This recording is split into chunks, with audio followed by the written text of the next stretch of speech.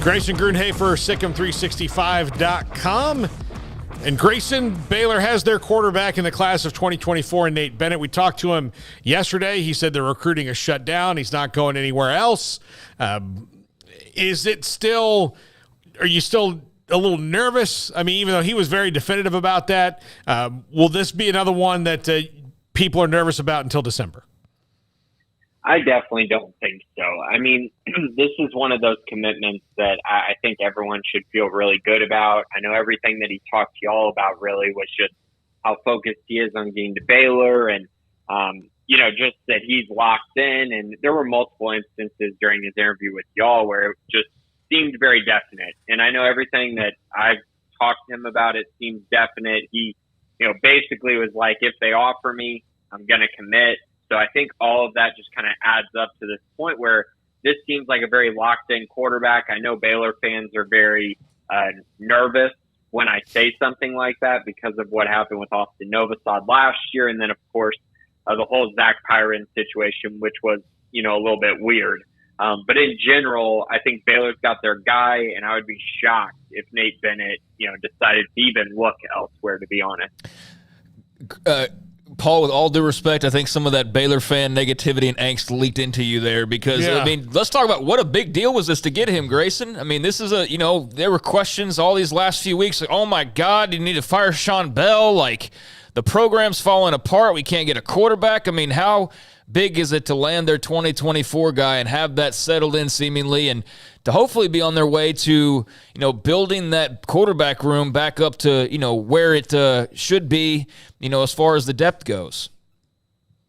Well, I mean, I think it answers probably the biggest question that we have had all spring, which was who's going to be Baylor's quarterback in the 2024 class. So you're exactly right. It is huge. It's massive. It's something that I think Baylor fans needed. I think the Baylor program needed. After 2 years of not having a quarterback sign, it's nice to at least have one committed, especially because I think there was a lot of anxiety about the fact that Baylor had offered, all these quarterbacks, but weren't able to land any of them. There was kind of this thought of, oh no, here we go again. What's going to happen? Is Baylor going to pass on a quarterback? But I think it became very clear over the last couple months as Baylor went out, kind of had guys visit campus. Sean Bell was going around to different schools evaluating quarterbacks. It was very clear that Baylor was going to take a high school quarterback in the 2024 class. I've been pretty firm on that, ever since they landed Sawyer Robertson. This was going to be important that they landed one. Not necessarily, it doesn't necessarily matter which one, but they needed to land one in this class just for the high school quarterback recruiting part of things. But yeah, I think Bennett is a good quarterback and one who I think if you look at kind of the timeline, you see that the last Baylor offer at the quarterback position was on February 4th, and that was to Haas Haney and Deuce Adams. Haas, of course, committed to TCU, Deuce to Louisville. They had not put out an offer since that February 4th date. So that means these coaches did a ton of evaluation. They went through a really strict process of trying to figure out, okay, what do we like about this guy? What do we like about that guy? Who fits what our program needs? Who checks the most boxes? And at the end of the day, this is the guy that they went out and said, we need him in this class. He's the perfect fit. He does everything that we need. And I think that's a huge testament to kind of what Jeff Grimes and Sean Bell have kind of gone through with their process. And if you look through their evaluations, they've done an amazing job of evaluating talent. You look at guys like Austin Novosad, DJ Lagway, Cade Klubnik. Baylor was the first school to offer all three of those guys. And now look at where those guys are at. I mean, they're all basically five-star prospects and either at big-time schools or being recruited by basically every school in the country. So I think Baylor fans should trust their process and trust the fact that they took this long to make a decision because they finally found their guy. Do you think that precludes them from taking another one if they liked him? I mean, other schools take two in a class, or is this a one quarterback per class strategy that they want to do year in and year out?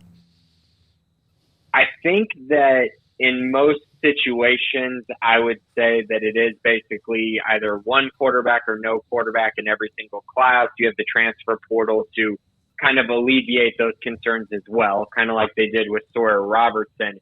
But I think specifically in this situation, Baylor is in a really good position, in my opinion, with the 2025 quarterbacks, which is the next class. And so in my eyes, I don't think you take another quarterback here because if you do, you make your situation a whole lot less appealing to potential 2025 prospects. So I think it's pretty much just going to be Nate Bennett. I think you go into the season with the guys that they have. You go into the spring adding Nate Bennett because I do believe he will end up early enrolling. And then you kind of figure out what the roster looks like from there before making any decisions. But again, I think it'll just be one quarterback. I don't think they're going to add a transfer either. Obviously, a lot depends on what happens with Chapin and Robertson. And then they go out and add a 2025 quarterback because, again, they're in a good spot, I think, in that class right now. And he wasn't the only addition, and the actual other addition is going to make a far earlier impact and will be, hopefully doing some things pretty well for the defense starting here in just a few months. Ajani Carter, Grayson, from Utah State, cornerback, a guy that you've mentioned quite a few times, and I know for those on the website and on the boards, like he's been talked about quite a bit. He commits to Baylor and makes it official as they are now well into the double digits on the transfers they brought in this offseason. Your thoughts on Carter and what that means? I mean, it's huge because it's a position of absolute need for this Baylor program going into next season. I mean, it was very clear with the offers that they sent out. They went after the cornerback position. They offered multiple guys. They evaluated a ton of prospects at that position, and they finally kind of settled on Ajani Carter, and Ajani Carter showed a ton of interest in Baylor. The process took a little bit longer than I thought it would.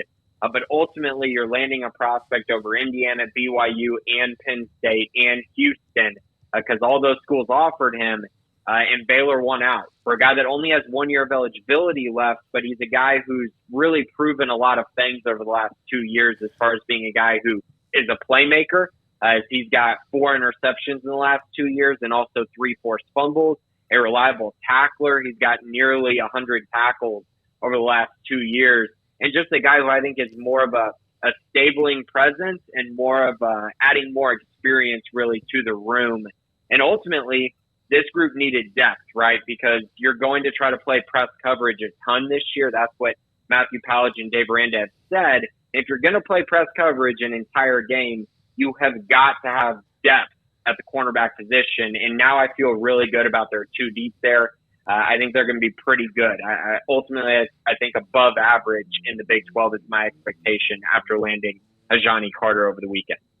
All right, so Carter's now in the fold. They've got a quarterback. What else is there to kind of know right now as far as recruiting and, transfer potential and all that? I know, we're in that period now where things are shut down or this or that, but camp's around the corner. What's kind of the focus at this moment?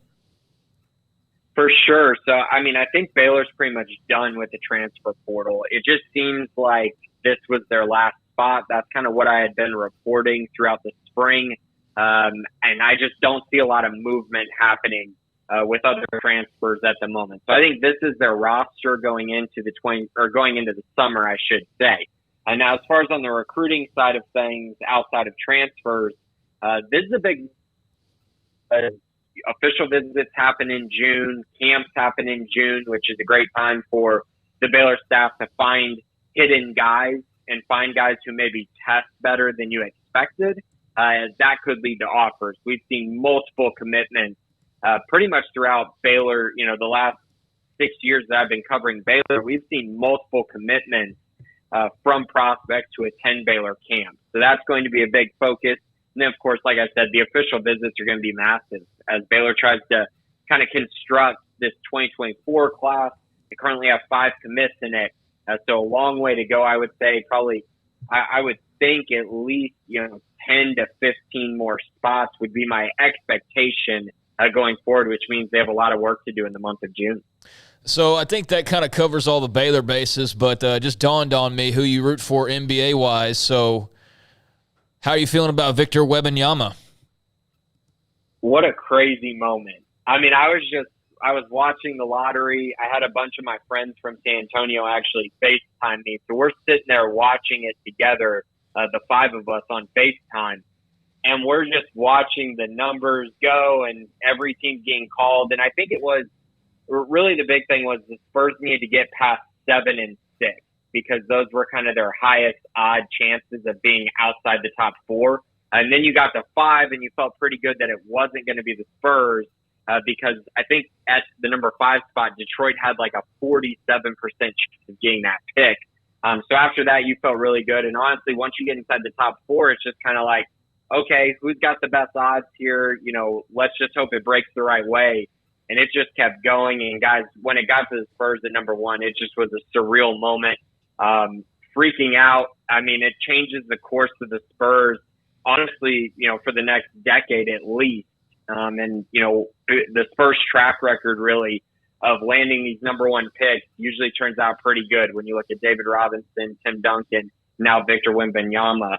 So, yeah, I feel really good about it. Spurs are in a much better situation than they were before this weekend. And like I said, it changes everything for the Spurs culture and for just the organization, because now there's a lot of excitement in San Antonio again, which really hasn't been there since Tim Duncan left, but really once Kawhi left, that kind of put them in this just kind of no man's land.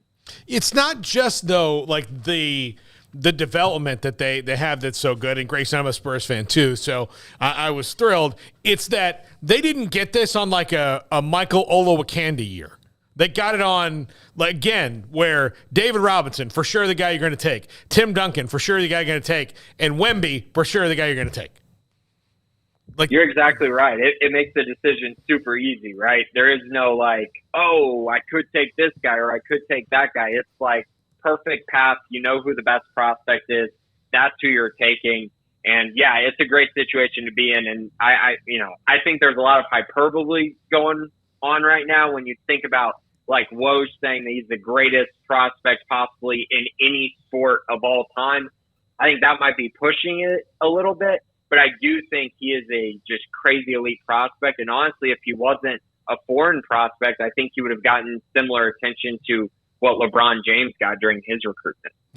Grayson Grundhoefer, Sic'Em365.com. Grayson, we'll talk to you next week. Thanks, guys. All right, there we go.